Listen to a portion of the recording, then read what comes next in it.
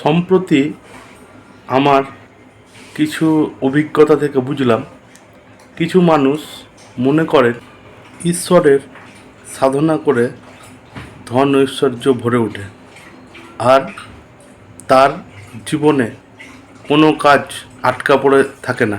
আর যাদের এই বিষয়গুলো হয় না, তার বিপরীত ঘটে, তারা সাধনা করতে জানে না বা তারা সাধক না।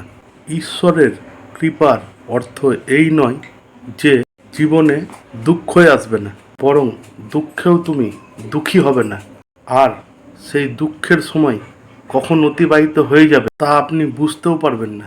এটাই হলো ঈশ্বরের কৃপা।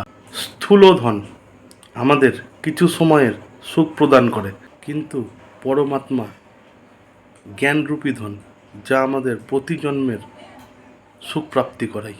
ধর্ম হলো সেটাই যার মধ্যে প্রত্যেক তত্ত্ব সমাহিত রয়েছে, প্রত্যেকের প্রতি সম্মান, প্রত্যেকের প্রতি প্রেম, প্রত্যেকের সুখ দুঃখ বুঝে সেই অনুসারে আচরণ করা।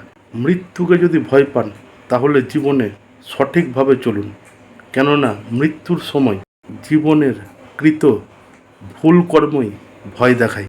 ভুল কর্ম যদি না হয় তাহলে ভয় কিসের?